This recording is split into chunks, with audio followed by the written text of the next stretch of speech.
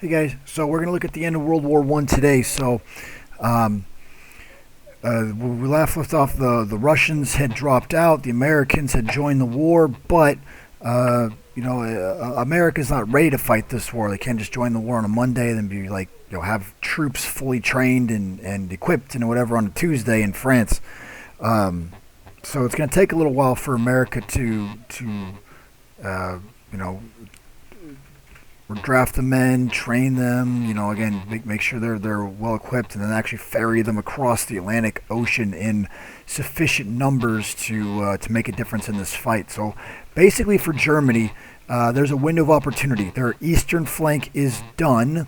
Russia's out of the war, so that means they can focus everything they have left on the western front, fighting against France and Great Britain in the trenches here. Okay, so that's basically what they do. Germany realizes like we have a window of opportunity. If the Americans show up, like we're done. America at this time isn't special. It's not like them in and of themselves are like this military juggernaut like we are today, but their bodies. I mean, it's a country that is fresh, hasn't been going through years of war, hasn't lost millions of soldiers yet. I mean, they're just bodies, lots and lots of bodies to throw into this fight. So if the Americans show up, like basically they just will be able to outlast Germany. So Russia's out, America's not here yet. Germany has to win the war now. So they throw everything they have left. They do kind of break through the lines, the trenches. They do make headway into France. But what happens is America does show up. We kind of get here right in time. Basically, we're just sent right to the front, which kind of plug holes. And the American presence is able to basically convince the Germans that, like, all right, we can't win now, and bring them to the negotiating table. So we're going to sign the armistice. Now, the armistice is an agreement to stop fighting. So it's not the technical end of the war yet. It's just that we'll stop shooting at each other, basically. It's signed on November 11th, 1918, which is why we have Veterans Day on November 11th now. Every year, it used to be called Armistice Day, but then it became Veterans Day. So the 11th hour of the 11th day of the 11th month of 1918 is when this was signed. So this is Woodrow Wilson, who was the President of the United States. His little speech he gave to the country that we had won. And front page of this newspaper in Minnesota there. Armistice signed, Germany surrenders, yay. Yay, we won. And, America, World War One wasn't like World War Two was, where America was in the war for years and years and years and lost substantial members of men. Of course, Americans still did died, and many more were injured, both mentally and physically. So it was certainly no cakewalk, but America, in relations, and we'll see in a graph here in a second, suffered far, far less than a lot of the other major countries in the war. Okay, so World War One was the deadliest war ever when it happened. It is eclipsed only by World War II, which came after, unfortunately. And the war was so terrible that World War One was thought to be the war to end all wars. I'm sure you heard that before, and of course it absolutely was not. But it was terrible, okay? And had a huge number of civilian casualties as well in the war. We had high explosives, we had bombs being dropped on cities, and then we had atrocities that we'll look at in just a second, okay? So here's a percentage breakdown of casualties.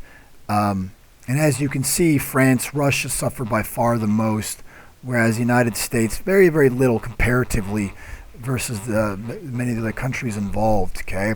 Whereas on the Central Power side, Germany by far took a brunt of the fighting. And casualties. So here's some actual numbers. Okay, so you got France over 1 million people. You got Russia over 1 million, and then the civilian deaths as well. And then they're going to fight a civil war, which is going to consume another 10 million people. So Russian casualties are just insane during this time period.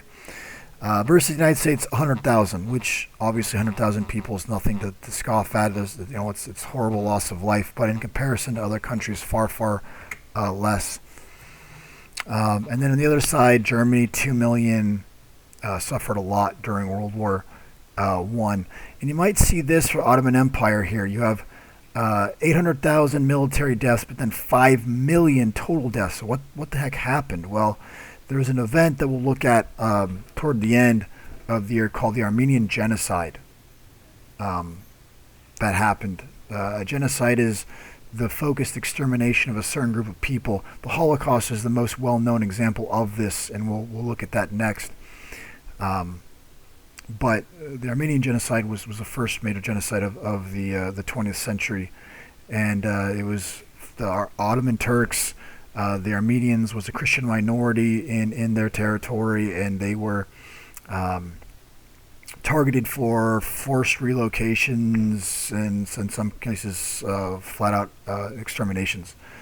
And it's a really touchy subject. Turkey, which the Ottoman Empire basically became modern-day Turkey, the Turkish government still doesn't acknowledge that the Armenian genocide was a real thing, that they think is like made up and it was over-exaggerated, no big deal. And so it's a big point of contention still to this day, and it's a really touchy subject. The Turks get really sensitive about this because, like, no, it didn't happen, because it makes their country look really bad.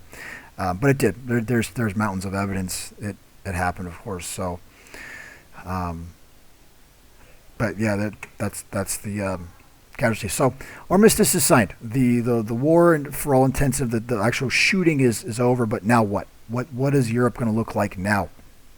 So now we need an actual peace treaty. Okay. So basically, the winners get to write the peace treaties. The Germans surrendered unconditionally, essentially, and so the members of the victorious Allied nations are going to meet up and discuss. Okay, so what are we going to do? And Woodrow Wilson, as the president of the United States participated. He gets to go to the bargaining table and figure out what they're going to do. So he is going to have a plan, and he is going to bring something called the 14 points. Why? Because there's 14 of them. And his plan is centered around peace. Okay? This war was terrible. It sucked. Kind of everyone who was involved was a little bit at fault. So, the United States was kind of on the outside looking in, and we joined the war, obviously on the side of the Allies, but we didn't really hold any animosity toward the Germans. We didn't lose as many people. So he was much more concerned about, let's just make sure this never happens again. Okay? Let's get a plan, that allows people for democratic elections. Let's get rid of secret alliances. Let's have free trade for all the world.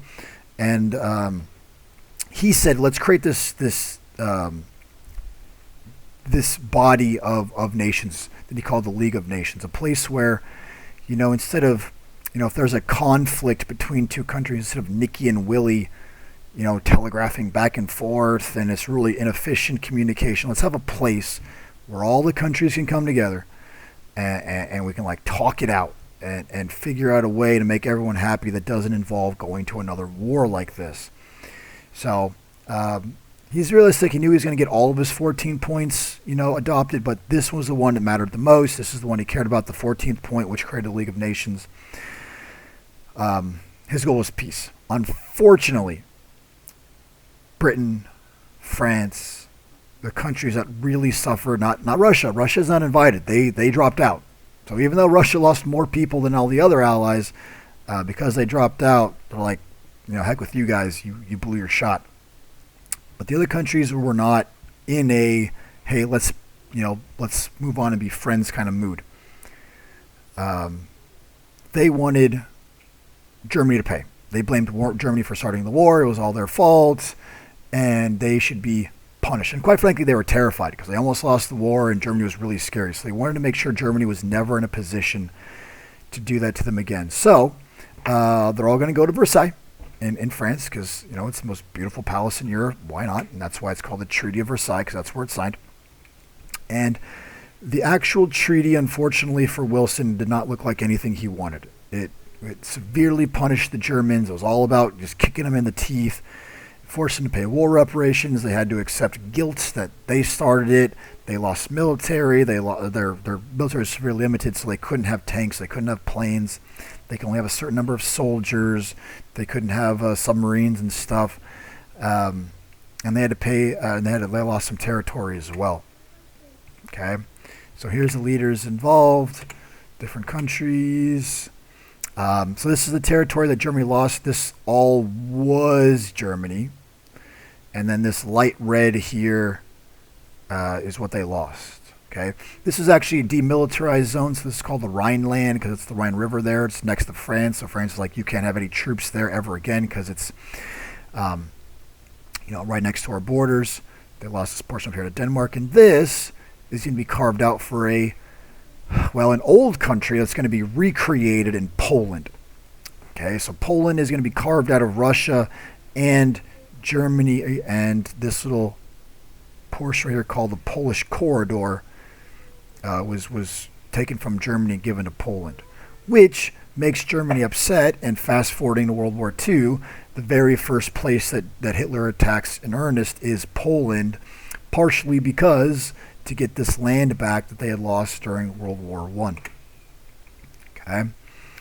Now, the Treaty of Versailles is really infamous in history because it kicked Germany while they were down, and it left Germany bitter and angry and broken, and it's going to create a Germany where someone like Hitler is able to come to power. Okay, it's going to create a whole bunch of new nations. You got Poland there. Up here, Czechoslovakia is going to be created. Yugoslavia, Turkey, so the Ottoman Empire has been broken up because they were a losing country, and Turkey is part of it. Estonia, Latvia, and Lithuania. Okay, the Baltic countries up here. Finland is going to be created out of Russia. So they hash out this thing, and Woodrow Wilson's like, man, I'm not getting what I wanted. But he does get his 14th point. They do adopt that League of Nations. All right. So he's like, okay. He's like, all right, I got my big thing at least, and I think this is going to help prevent future war. So cool. Well, how does a treaty actually become adopted into law in the United States? It's not just by the president saying, yeah, this is the new thing. Okay, we don't want that because what if a president makes a really terrible treaty and now the rest of America has to live by it? So in the Constitution, there's a section that deals with this thing. It's in Article 2 that talks about the presidency. And it says that the president can make treaties with the consent, of 2/3 of the senators present. All right, so 2/3 of the sitting senators have to say, yes, we like that treaty. And if they don't, we don't accept it. Well, Woodrow Wilson comes back, says, all right, Senate, I got this treaty. It's got my 14 point. I like it. I want you guys to approve it. But the Senate is, America was isolationist, and we broke that, and we got involved in World War I, and 100,000 Americans died. And so the Senate's like, yeah, we don't really care about the world that much. We want to kind of go back to being isolationists. Like we got involved in Europe against, what Washington said, and a bunch of Americans got killed. Like what? How did that help us at all? That wasn't worth it. And so because of that 14th point and America being involved in these international organization, League of Nations, they're like, yeah, no, we're not going to do that. So America never actually adopted the Treaty of Versailles, and we never actually joined the League of Nations, which is ironic because that's our president basically created that thing. But the checks and balances and Congress like, yeah, we don't want to, specifically the Senate. Okay, so the League of Nations was this good idea that was kind of doomed from the start. When its founding, guy. The person who came up with the idea doesn't even join it. It kind of weakens the legitimacy of the organization. And indeed, it is going to be, as obviously by the fact of World War II, is going to be unable to prevent, a future world war. But it's still a good idea. and we'll see that idea come back after World War II in kind of a different, actually more effective way. So the big thing with the Treaty of Versailles is this. The Treaty of Versailles is going to be what leads us to World War II. All right? You know, Europe didn't kind of learn its lessons from World War I. They kicked Germany while they're down. Germany's upset. They're bitter. The people's lives are terrible. And so that's when someone like a Hitler that's come along and says, I can make your lives better, the German citizens are like, okay, we'll listen to this guy. If we would have been a little bit nicer, there stands the reason that World War II might have not happened at all, or at least been, I don't know, not as bad. So that's World War I, the war that ended all wars, which wasn't at all, and it's going to basically directly lead to World War II that we'll start talking about in our next video.